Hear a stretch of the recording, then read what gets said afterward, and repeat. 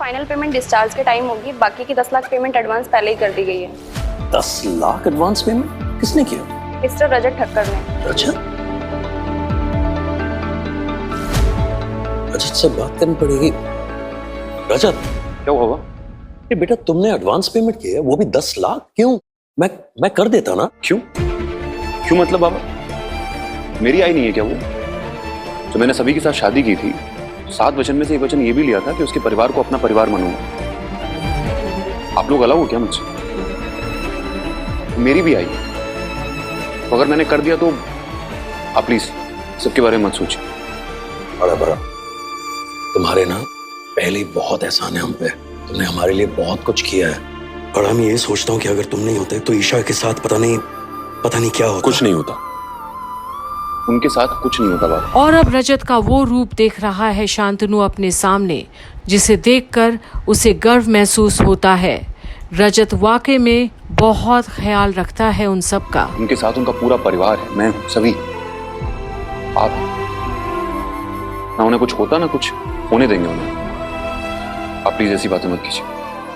मैंने अपने परिवार के बड़ों से यही सीखा है कि रिश्तों में एहसान नहीं हुआ करते, प्यार होता है, जिम्मेदारी होती है, और मैं अपनी जिम्मेदारी निभा रहा हूं।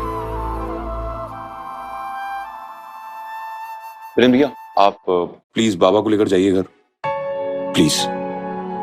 मैं यहीं रुकता हूँ आई के पास, सभी भी है मेरे साथ। रजत, जब से काकू हॉस्पिटल में एडमिट है तुम भी घर नहीं गए हो। मैं तो कहता हूँ तुम जाकर रेस्ट कर लो, तुम भी थक गए होगे, हम लोग यहाँ पर हैं। मुझे रात भर जागने की आदत है भैया। अगर उस प्रलयनाथ को मैंने यहाँ पर अकेले छोड़ दिया ना, तो पता नहीं कौन सी प्रलय ले आएगी। प्लीज उसके साथ मुझे रहने दो, सभी है यहाँ पर, मैं हूँ, आप टेंशन मत लीजिए। और अब ऐसे समय में भी रजत मुस्कुराहट तो ला ही दिया मिलिंद, शांतनु और हरिणी के चेहरे पर। और सुनिए, कल सुबह एक ब्लैक कॉफी ले आइएगा, अच्छी सी। डन। बाबा आप जाइए प्लीज, प्लीज। ठीक है, तुम संभालना अपने आप को। चल बड़ा, चल। और अब रजत जाते देखता है शांतनु लोगों को, और उसके चेहरे पर सुकून नजर आती है। वहीं घर पर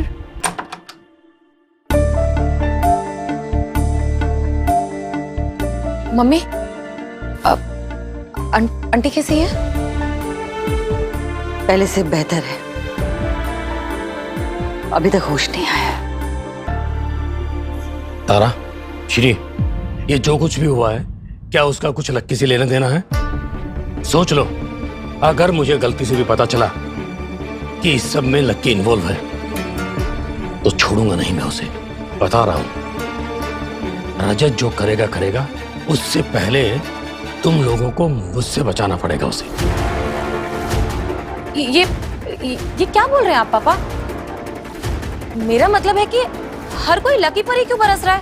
अरे जिसे देखो सब उसे ही कटघरे में खड़ा कर रहे हैं। मतलब इन भोसलेस के घर में कुछ भी प्रॉब्लम होगा, उसका सारा इल्जाम किसी बेकसूर पर ही आ जाएगा। मैं तो बस इतना पूछ रहा हूँ कि लक्की का इस सबसे कुछ लेना देना है या नहीं। और अब तारा क्या जवाब देगी, क्योंकि उसने तो लक्की को अंडरग्राउंड हो जाने की सलाह जो दी है। और एक बात बता मुझे, तू लक्की की इतनी साइड क्यों ले रही है? बोल।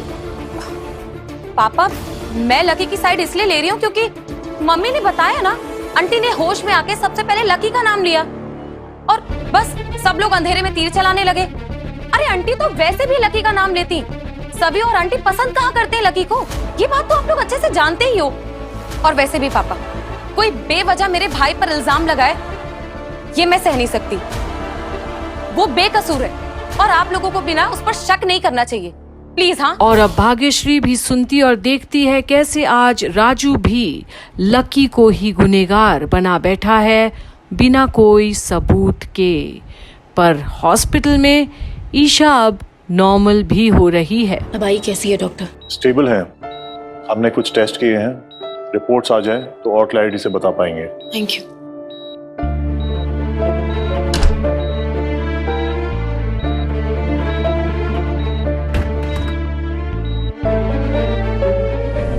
लकी, तुम यहाँ अनजान बन के दिखा रहे हो?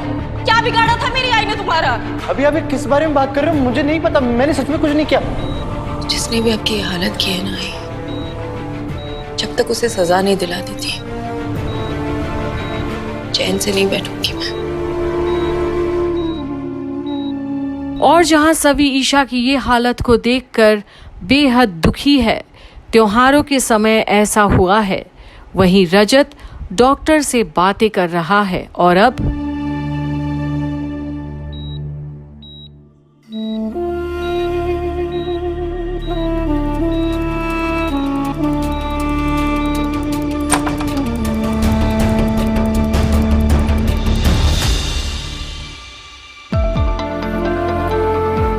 आज रजत पहले इतना कुछ देख चुके हैं, अब ये बात बता के मुझे इन्हें और परेशान नहीं करना चाहिए।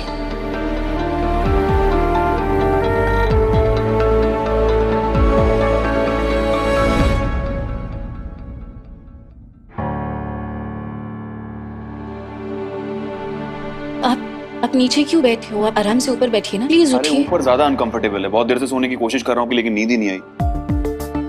नीचे ठीक है, और तुम मुझे ज्यादा एडवाइस मत दो, मुझे जो करना है मैं कर लूंगा, ठीक है? तो प्रॉब्लम हो रही थी तो आप बता देते, मैं जीजू या बाबा को रोक लेती। क्यों? तुम्हें क्या लगता है मैं तुम्हारी आई को सिर्फ आई बोलने के लिए आई बोलता हूँ? वो मेरी भी आई है। मैंने अपनी मम्मी में और तुम्हारी आई में कभी फर्क नहीं किया। इस वक्त आई को मेरी जरूरत है और मेरा यहां रहना बहुत जरूरी है। मैं यहां से कहीं नहीं जाऊंगा। तुम बोलोगी तो भी नहीं जाऊंगा। पता नहीं सबको क्या एडवाइस देने की जरूरत है मुझे। क्या हुआ? पर सभी कुछ बोल ही नहीं रही और ना ही रजत को लक्की की बात बता रही है, क्योंकि इस वक्त रजत को आराम की जरूरत है और वो उसे और परेशान नहीं करना चाहती है। पर रजत को आखिर कैसे पता चलेगा कि घर पर क्या हुआ है लकी संग, जहां एक तरफ तारा उसे छुपा देना चाहती है और सभी के सामने सबूत हाथ लगी है लकी के खिलाफ। अब ये देखने के लिए आप भी बने रहिए कंप्लीट बॉलीवुड पर आगे की अपडेट्स के लिए, जहां आप देख रहे हैं हूँ मैं किसी के प्यार में।